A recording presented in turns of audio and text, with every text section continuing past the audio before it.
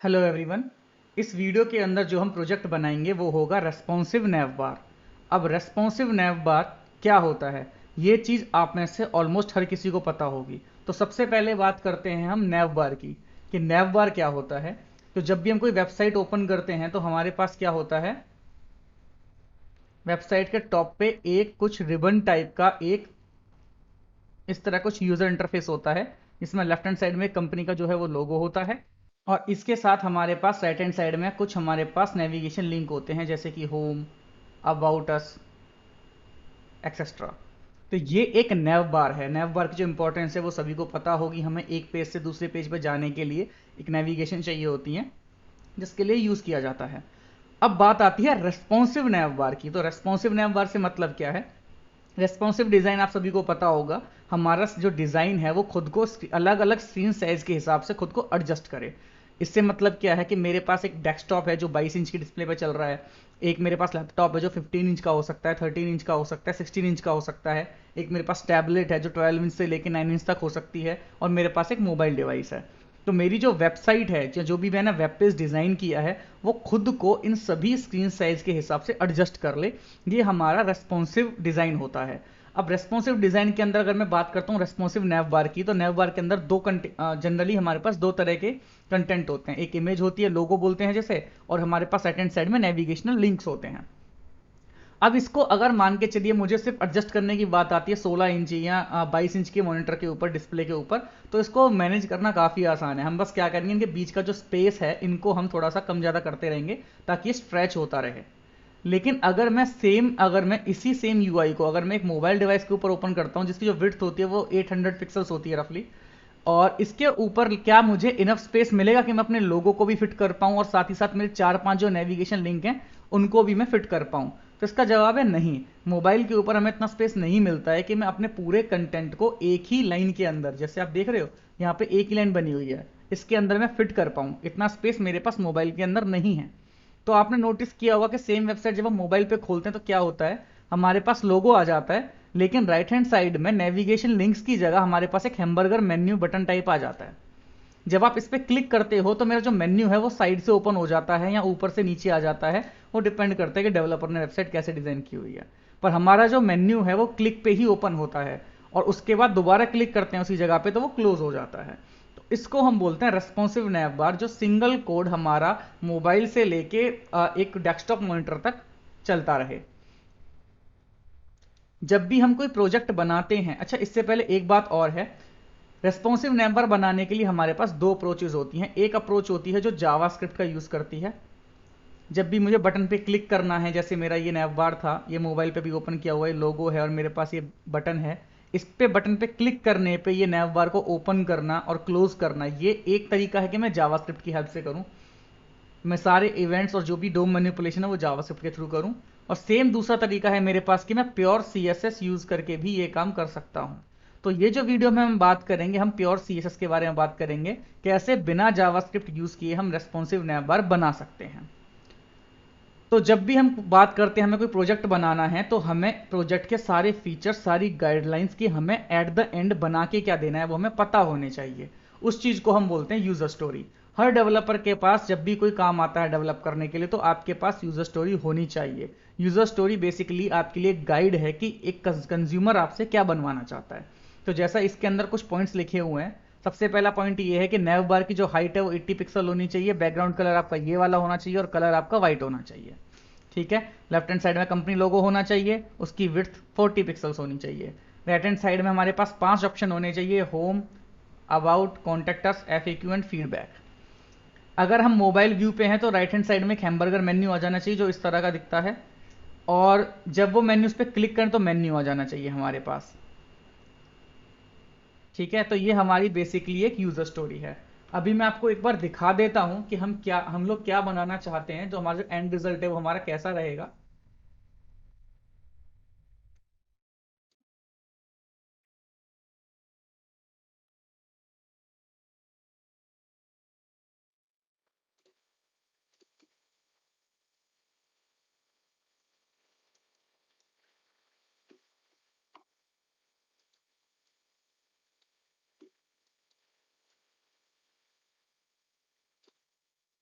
ये आपको दिख रहा होगा, हम कुछ इस तरह का डिज़ाइन बनाएंगे।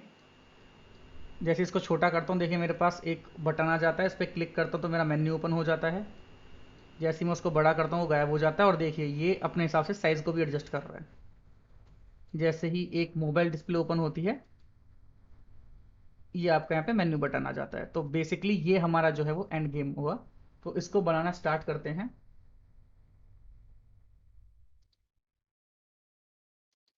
सबसे पहले HTML फाइल बनानी है आपको और एक CSS फाइल बनानी है। तो मैं एक HTML फाइल का जो बेसिक कोड है वो कोड लिख देता हूँ। ये आपका एक बेसिक HTML कोड है जिसके अंदर मैंने अपनी style.css फाइल बनाई हुई है और उसको इसके अंदर मैंने लिंक कर दिया है। ये मेरी style.css फाइल है जिसके अंदर भी कुछ भी नहीं है। ये मेरा एक बेसिक सा स्ट्रक्चर मैंने बना दिया है। अब सबसे पहले तो मुझे एक स्ट्रक्चर बनाना है। तो उसके लिए मैं क्या करूँगा, यहाँ पे एक nav टैग बना लूँगा।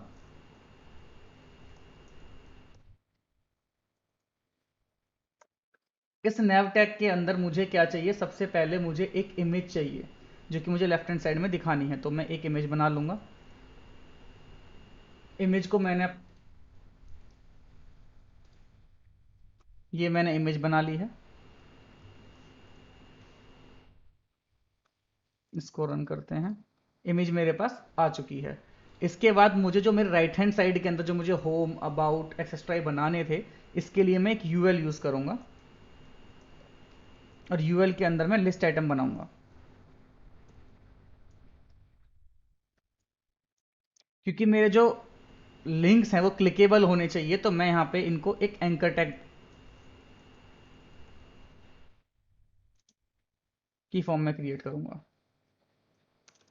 क्योंकि अगर मेरा एंकर टैग होगा तो मैं उसे नेविगेट कर सकता हूँ, अदरवाइज मुझे नेविगेट करने में प्रॉब्लम आएगी। तो जितने भी मुझे ऑप्शंस बनाने हैं मैं उस तरह से यहाँ पे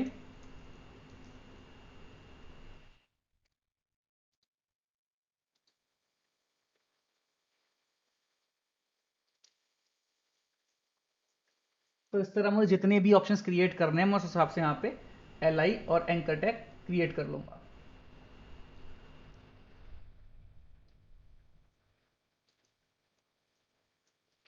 5 ऑप्शन जो मैंने यूज़र स्टोरी के अंदर आपको दिखाए थे वो 5 ऑप्शन मैंने यहाँ पे डाल दिए हैं। उनको डेड लिंक से मैंने कन्वर्ट कर दिया क्योंकि अभी मुझे कहीं पे क्लिक करने के बाद जाना नहीं है।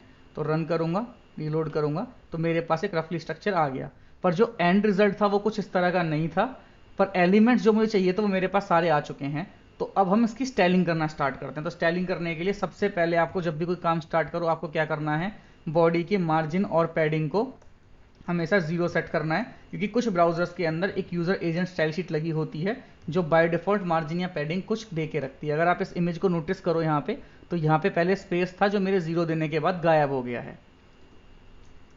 इसके बाद मुझे क्या करना है, इस इमेज का जो साइज है वो मुझे गिवन गाइडलाइंस के हिसाब से करना है जो कि मुझे 40 पिक्सल्स कहा गया था। तो इसकी जो विड्थ है वो 40 पिक्सल कर दीजिए।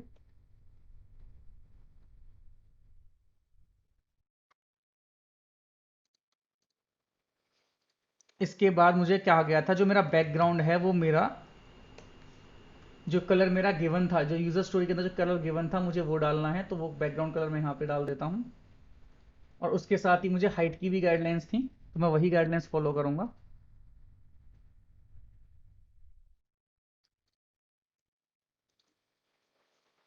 हाइट और बैकग्राउंड कलर मैंने सेट कर दिया है।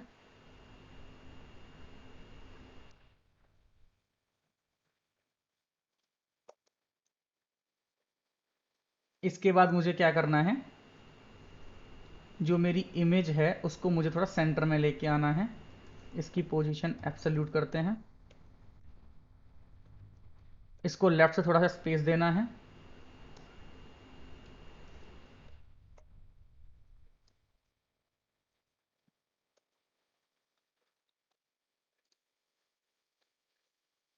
इसके बाद मुझे जो मेरा यूएल है उसको राइट हैंड साइड में लेके जाना है। देखो अभी मैं सिलेक्टर्स यूज़ कर रहा हूँ क्योंकि मेरे पेज पे कोई और एलिमेंट नहीं है। अगर मैं किसी बड़ी वेबसाइट पे काम करता तो यहाँ पे मैं क्लासेस को यूज़ करता। क्योंकि अभी मेरे पास बस एक नैव बार ही मैं बना रहा हूँ, इसलिए मैं सिलेक्टर्स यूज़ कर रहा हूँ, अभी मैं क्लासेस यूज़ नहीं कर रहा हूँ।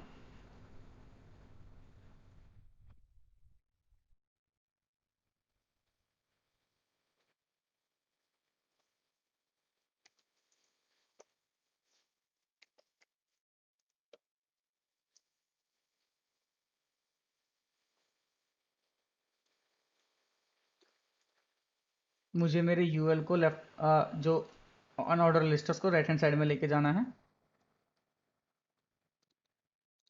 राइट हैंड साइड पहुंच गए हैं, पर जो ऑर्डर आ रहा है लिस्ट का वो टॉप टू बॉटम जा रहा है, जो कि मुझे लेफ्ट टू राइट रखना है। तो उसके लिए मैं क्या करूंगा, अभी मैंने उसको फ्लोट राइट कर दी जिससे वो राइट पहुंच गया। मार्जिन जीरो, पैडिंग जीरो कर दी है ताकि कोई भी अननेसेसरी स्पेस मेरे सामने ना आए। और राइट हैंड साइड से थोड़ा सा गैप बना रहे, उसके लिए मैंने उसे राइट हैंड साइड से मार्जिन दे दिया है। अब सेम काम हमें लिस्ट आइटम के साथ करने हैं।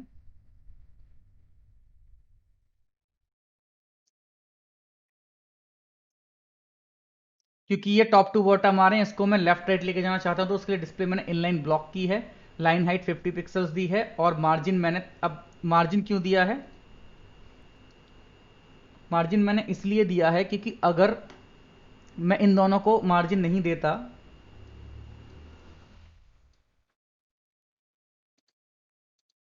बिना मार्जिन के ये जितने भी लिंक्स हैं ये आपस में बहुत ज़्यादा कंजस्टेडली लगे हुए हैं। तो इनको थोड़ा सा स्पेस देने के लिए, ताकि नेविगेशन क्लिक आसान रहे, मैंने इनके बीच में एक मार्जिन क्रिएट कर दिया है। इसके बाद मुझे कुछ कलर्स वगैरह बताए गए थे, जो मुझे कलर्स बताने थे। कलर मुझे वाइट बोला गया था, फॉन्ट साइज मैंने 18 कर दिया है, टेक्स्ट डेकोरेशन नन कर दी है ताकि जो अंडरलाइन एंकर के नीचे आती है वो ना आए, और टेक्स्ट ट्रांसफॉर्म प्रॉपर्टी मैंने अपर केस कर दी है ताकि जो भी मेरे टेक्स्ट केस एंकर के अंदर है वो मेरा कैपिटलाइज हो जाए। तो मेरा एक बेसिक बेसिक जो है वो रेस्पॉन्सिवनेस आ चुकी है। अब इसके लिए मुझे क्या करना है कि जब ये छोटा हो तो ये सारे ऑप्शंस गायब हो जाएं और यहाँ पे मेरा एक हैमबर्गर आइकन आ जाए। तो आइकन लेने के लिए सबसे पहले मुझे क्या चाहिए, मुझे वो आइकन चाहिए होगा। तो आइकन के लिए मैं क्या यूज़ करूंगा, मैं अपनी फॉन्ट ऑसम यूज़ करूंगा। फॉन्ट ऑसम के आइकन यूज़ करूंगा, ये फॉन्ट ऑसम का सीडीएन है। और इसके बाद मुझे वो आइकन चाहिए होगा, तो मैं अभी इमेज के ऊपर ध्यान देना, मैं कहाँ बना रहा हूँ, मैं आपको इमेज के ऊपर बना इमेज के ऊपर एक लेबल क्रिएट कर रहा हूँ। लेबल क्रिएट मैंने क्यों किया है ये मैं आपको बताऊंगा। और इसके अंदर अपने दोनों आइकन इंसर्ट कर दूंगा।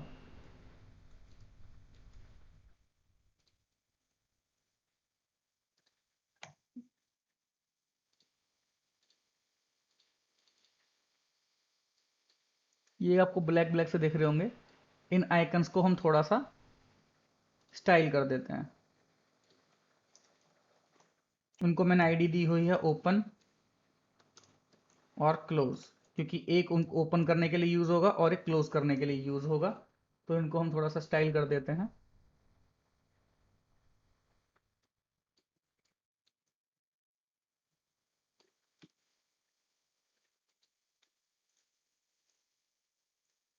कलर वाइट कर दिया है, फॉन्ट साइज में 30 कर दिया है ताकि वो अलग से दिखाई दें। और फ्लोट उनको मैं राइट साइड, क्योंकि मुझे वो राइट साइड लेके आने हैं तो मैंने इसलिए फ्लोट उनको राइट कर दिया है। Line height 80, margin right 40, cursor pointer display none, क्योंकि मुझे अभी बाय डिफॉल्ट वो दिखाने नहीं है, लेकिन अभी मैं आपको दिखा देता हूँ। ये देखिए, तो दिख रहे हैं ये दो आइकन यहाँ पे आ जाएंगे, क्योंकि बाय डिफॉल्ट मुझे वो दिखाने नहीं है। जब डिस्प्ले मेरी बड़ी है वो मुझे बाय डिफॉल्ट ओपन नहीं रखने हैं, तो उनको मैं हाइड करके रखूँगा। ये मुझे जब ओपन करने हैं जब मेरे जो मोबाइल की जो जो मेरी वेबसाइट की जो विड्थ है वो मोबाइल डिवाइस पे हो, तब भी मुझे ये दिखाने हैं। तो इसके बाद अब मुझे क्लिक इवेंट, अच्छा इनको डिस्प्ले करने के लिए क्या करना पड़ेगा, इसको डिस्प्ले करने के लिए हम यूज़ करेंगे मीडिया क्वेरीज। मीडिया क्वेरीज आपको अगर नहीं पता तो मैं एक शॉर्ट इंट्रोडक्शन दे देता हूँ। जावास्क्रिप्ट के ऊपर हम विंडो के ऊपर एक लिसनर लगा सकते हैं, जिसमें पता लग जाएगा कि विंडो की करंट विड्थ क्या है, उसके हिसाब से हम काम कर सकते हैं। लेकिन CSS के अंदर हमारे पास अगर ये चीज़ ऑप्शन हमें चाहिए तो इसके लिए हम क्या यूज़ करते हैं, मीडिया क्वेरीज यूज़ करते हैं। मीडिया क्वेरीज डिवाइस की विड्थ को मॉनिटर करती है और उसके हिसाब से हमें ट्रिगर करती रहती है कि आपकी डिवाइस की विड्थ इतनी है, अब आप क्या एक्शन लेना चाहते हो, एक्शन ले सकते हैं। तो उसका तरीका क्या होता है, @media ऑल। एंड ऑल का मतलब क्या होता है कि मीडिया हमारी जनरली तीन जगह पे चलती है, एक प्रिंटिंग स्क्रीन पे चलती है, एक हमारी प्रीव्यू पे चलती है, और एक हमारी जो स्क्रीन हम देख रहे हैं इस पे चल रही है। तो मैं यहाँ पे ऑल लिख रहा हूँ।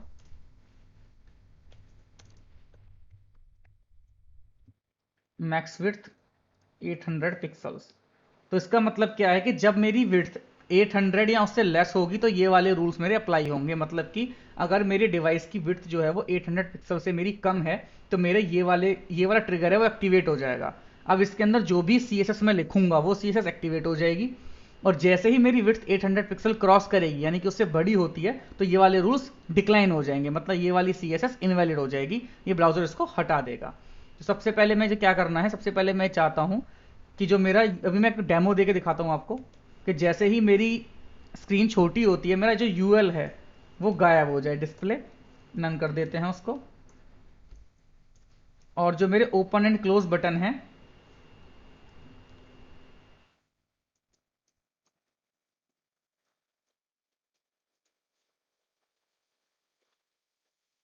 ये डिस्प्ले हो जाए।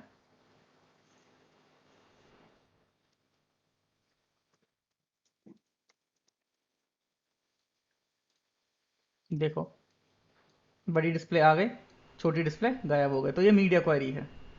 अब एक बात जो मैं आपको बता देता हूं, जब भी आप मीडिया क्वेरीज यूज कर रहे हो तो आपके HTML के ऊपर सब हेड के अंदर एक मेटा टैग जरूर होना चाहिए, जो कि ये है। इसके बिना आपकी मीडिया क्वेरी काम नहीं करेगी। अब आप ये बोलो कि अभी मेरी मीडिया क्वेरी काम कैसे कर रही थी, क्योंकि ये टैग मैंने नहीं लगा रखा था, तो उसका रीज़न कुछ और है। मैंने आपको डिस्प्ले करने के लिए पहले से जो पोर्टल है हमें इसी फैसिलिटी प्रोवाइड कर रहा है, इस वजह से ये चल गया। बट अगर मैं इसको नॉर्मल वेबसाइट की तरह ओपन करता है, अलग टैब में ओपन करता है या अपनी लोकल फाइल बना के सेव करता, तो बिना इस मेटा टैग के मीडिया क्वेरी आपकी काम नहीं करेगी। ये बात आपको ध्यान रखनी ही रखनी है। तो बेसिकली क्या है, जैसे ही मेरी विड्थ 800 पिक्सल से अबव है तो ये वाले रूल नहीं माने जाएंगे जो इस मीडिया क्वेरी के अंदर लिखे हुए हैं, बेसिकली कभी चले ही नहीं। जैसे ही विड्थ मेरी 800 से लेस जाती है तो जो ये ट्रिगर है ये एक्टिवेट हो जाएगा, उस ट्रिगर के अंदर जो भी CSS के रूल लिखे हुए हैं वो आपके अप्लाई हो जाएंगे। तो अभी मैं इसको डिलीट करके आपको स्टेप बाय स्टेप बताता हूं। तो सबसे पहला काम जो मुझे करना है वो मुझे ये करना है,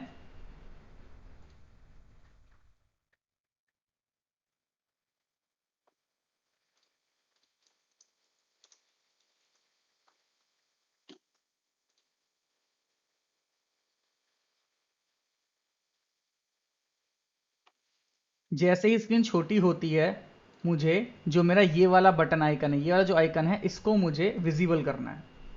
तो हैशटैग ओपन। अब आप कहोगे कि इसको मैं आइकन आईडी से क्यों यूज़ कर रहा हूँ, आइकन से यूज़ क्यों नहीं कर रहा, क्योंकि अभी तक मेरे पास जितने भी टैग्स थे वो सारे सिंगल सिंगल थे। एयरलाइंस के ऊपर मुझे सभी सेम स्टाइल फॉलो करनी है, बट यहाँ पे मेरे पास अब दो आइकन है, एक ओपन एक क्लोज है, दोनों की वर्किंग अलग है, तो मैं यहाँ पे आईडी यूज़ कर रहा हूँ। इसकी डिस्प्ले मुझे करनी है ब्लॉक, और इसके बाद मुझे क्या करना है, जो यूएल था वो यूएल मुझे हाइड करना है। लेकिन यार हाइड करने के अलावा भी मुझे उस पर कुछ ऑपरेशन परफॉर्म करने हैं। ऑपरेशन क्या परफॉर्म करने हैं वो आपको बताता हूं। सबसे पहले यूएल को लिया, अब उसको गायब नहीं करूंगा, एक्चुअली मैं उसको पेज पर से हटा दूंगा। तो सबसे पहले मैं क्या करूंगा, इसकी पोजीशन को फिक्स करूंगा। इसकी पोजीशन फिक्स करने से क्या होगा कि जो मेरा यूएल है वो मेरा डायरेक्टली बॉडी का कॉरस्पॉन्ड काम करने लग जाएगा। उसको जब भी मैं मूव करना चाहूंगा तो बॉडी के कॉरस्पॉन्ड में मूव करेगा। ठीक है, पोजीशन सबसे पहले मैंने इसकी फिक्स कर दी। इसकी हाइट मैंने 100 VH कर दी, क्योंकि मैं चाहता हूं कि पूरी डिस्प्ले पे आए। जब आपने अगर डेमो जो मैंने स्टार्टिंग में दिखाया था वो देखा होगा, तो जब भी मैं आइकन पे क्लिक करता था पूरी स्क्रीन के ऊपर ही मेरा वो नेवर आ जाता था एक्सपेंड होके। तो उसके लिए मैंने हाइट 100 VH कर दी, विड्थ मैंने 100 पिक्सल कर दी, सॉरी 100% या 100 VW भी कर सकते हो आप। इसके बाद जो बैकग्राउंड कलर है, अब देखो अभी तक क्या हो रहा है, जो मेरा यूएल है ना वो इस नैव टैग के अंदर है, तो बैकग्राउंड जो है वो इस नैव टैग का ही आएगा। लेकिन जैसे ही वो मेरा स्क्रीन के ऊपर एक्सपेंड करेगा तो यहाँ पे तो ये वाला कलर दिखेगा जो भी मेरा डार्क कलर है, लेकिन पीछे व्हाइट कलर दिखने लग जाएगा, जो मैं दिखाता हूँ आपको एक बार।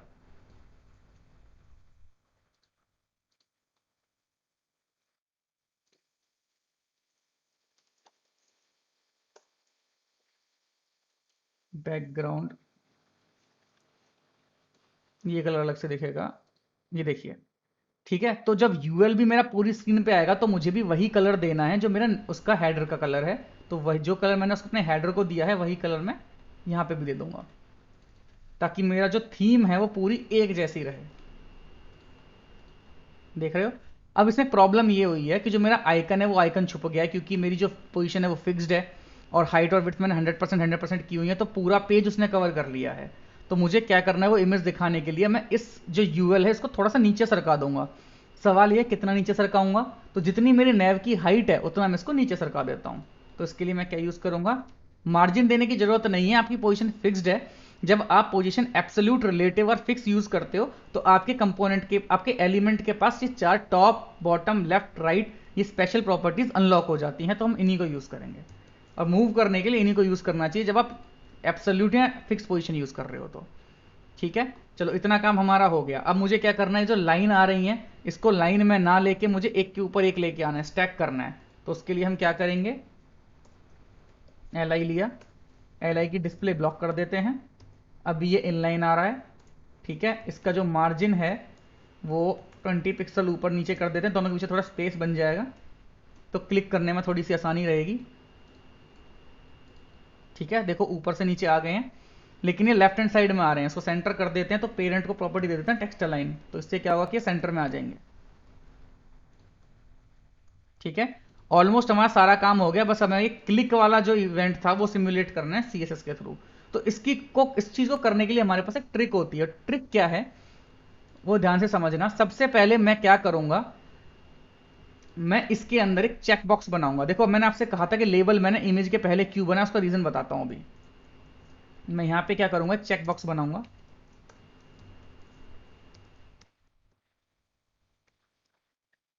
इसको आईडी भी दे देते हैं check box. CSS check box में क्यों बना रहा हूं, क्योंकि सीएसएस के अंदर ना मैं ये चीज लिसन कर सकता हूं कि चेक बॉक्स पे टिक हुआ है कि नहीं हुआ। ठीक है, तो सबसे पहले देखो ये है। अब आप एक कहोगे कि यार हमने किसी भी नैव बार के अंदर चेक बॉक्स नहीं देखा। बिल्कुल नहीं देखा, सही बात है। क्यों नहीं देखा, कि इसको मैं अभी हाइड कर दूंगा। इसको मैं क्या करूंगा, हाइड कर दूंगा। हाइड करने से क्या होगा कि ये दिखना बंद हो जाएगा। इसको हम हमेशा हिडन रखेंगे। आप ये बोलोगे हिडन रखेंगे तो क्लिक कैसे करेंगे इसके ऊपर, क्लिक करेंगे हम इस तरह क्लिक करेंगे। जस्ट अ मिनट, इसको मैंने अब हाइड कर दिया, लेकिन मैं हाइड करने से पहले इसको अंडू करके आपको एक बार दिखाता हूं कि इस पे इसका पर्पस क्या है। देखो इसको मैंने वापस से हाइड कर दिया है, अनहाइड कर दिया है। HTML के अंदर ना एक प्रॉपर्टी होती है, इसको हम बोलते हैं फोर। ठीक है, तो लेबल को मैं फोर प्रॉपर्टी दे रहा हूं, एट्रीब्यूट दे रहा हूं। इसके अंदर हम क्या करते हैं, आईडी पास करते हैं। किसकी आईडी पास करते हैं, किसी भी इनपुट टाइप के एलिमेंट की आईडी पास करते हैं। तो इसका मतलब क्या है, इसका मतलब ये है कि भाई जब भी मैं इस लेबल पे क्लिक करूंगा ना तो मेरा चेक बॉक्स क्लिक हो जाएगा। देख रहे हो, क्लिक कर रहा हूं मैं लेबल के ऊपर। कैसे, ये आइकन है, ये आइकन कहां है, ये आइकन लेबल के अंदर है। यानी इस आइकन पे क्लिक होगा तो इस लेबल पे भी क्लिक हो रहा है, और इस लेबल पे क्लिक होगा तो देखना चेक बॉक्स आपका चेक और अनचेक हो रहा है। आपको दिख रहा होगा कॉर्नर में छोटा सा। ऐसा क्यों हो रहा है, क्योंकि मैंने लेबल को फोर एट्रीब्यूट दे रखा है। फोर एट्रीब्यूट का मतलब क्या होता है कि जब भी इस पे क्लिक हो ना, तो मैं जो क्लिक है ना मैं इस आईडी के एलिमेंट के लिए कर रहा हूं।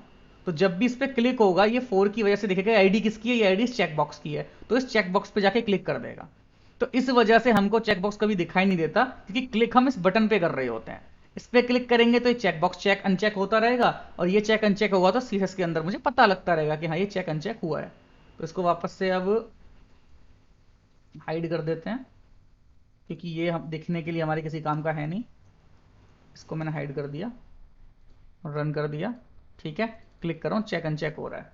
तो अब क्वेश्चन आता है कि भाई इसको लिसन कैसे करेंगे, चेक अनचेक हो रहा है, ये इसका क्या सिंटेक्स। उसका सिंटेक्स क्या है कि हम सूडो क्लास यूज करते हैं। सूडो क्लास क्या होती हैं,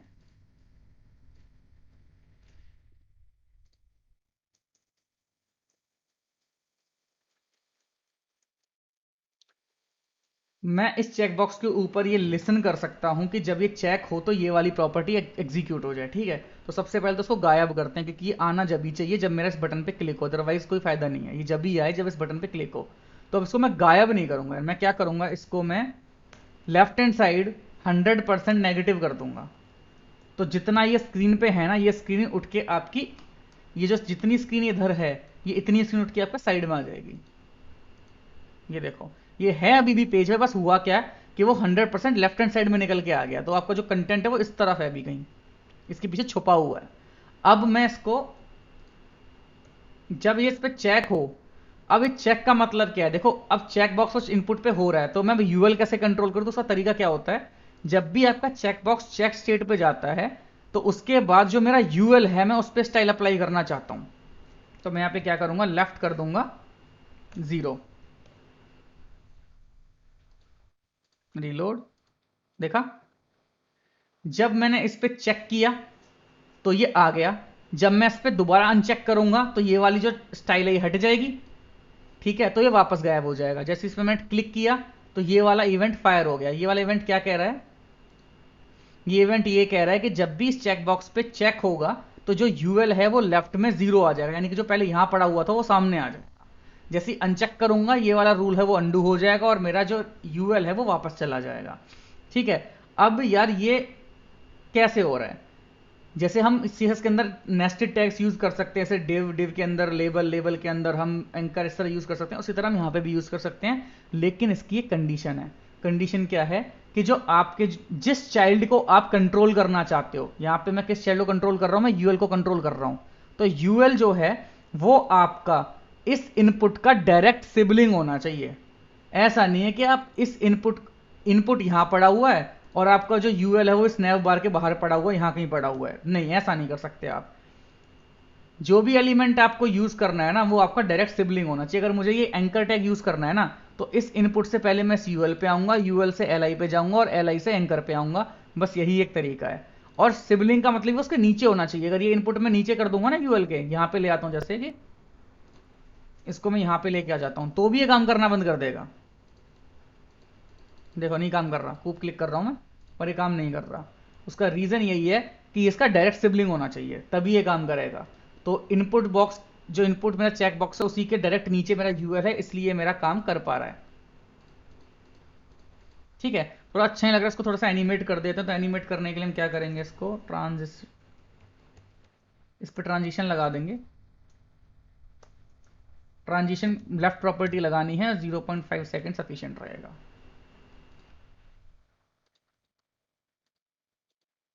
अभी थोड़ा बेटर लग रहा है, ओके। अब अगला काम क्या था, अगला काम मेरा ये था कि जब इस पर क्लिक हो जाए तो वो मेरा क्रॉस वाला बटन आ जाए, ये वाला बटन गायब हो जाए। तो उसके लिए हम क्या करेंगे, मैंने अभी आपको बताया था कि मैं एलिमेंट यूज कर सकता हूं डायरेक्ट सिबलिंग को, लेकिन ये जो है मेरा डायरेक्ट सिबलिंग नहीं है। क्यों नहीं है, क्योंकि ये मेरा लेबल के अंदर है। तो इनपुट से मैं जाऊंगा लेबल और लेबल से जाऊंगा मैं इन दोनों के पास। तो कैसे जाऊंगा,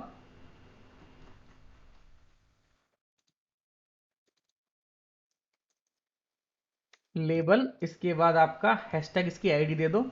आईडी क्या है, क्लोज ओपन। इसको तो कर दो गायब, डिस्प्ले नन।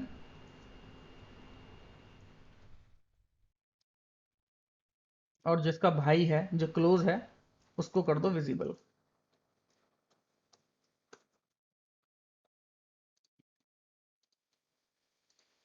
ये देखो, ये आपका एक रेस्पॉन्सिव डिजाइन। देखो इसको मैं बड़ा करूंगा ना, गायब हो गया, छोटा करूंगा आ गया, क्लोज कर दिया चला गया, बड़ा कर दिया गायब, छोटा कर दिया आ गया। ये आपका रेस्पॉन्सिव नैव बार था बिना कोई जावास्क्रिप्ट यूज किए। मेरे पास आप लोगों को करने के लिए एक टास्क है। आप क्या करना, देखो अभी जब मैं इसको बड़ा करता हूं, पूरी डिस्प्ले पे लेके आता हूं, तो क्या होता है कि जो मेरे टेक्स्ट है ना वो टॉप की साइड पे आ रहे हैं, वो सेंटर में नहीं आ रहे हैं। तो अगर आप लोग प्रैक्टिस करना चाहते हो, मैं चाहता हूं कि आप लोग इसके अंदर ये मॉडिफिकेशन करो, इस गिवन कोड जो कोड मैंने दिया हुआ है इसी के अंदर आप मॉडिफिकेशन करो कि आप ये टेक्स्ट को सेंटर में लाने की कोशिश करो, ताकि थोड़ा सा और अट्रैक्टिव लगे और बेटर लगे। Thank you for watching.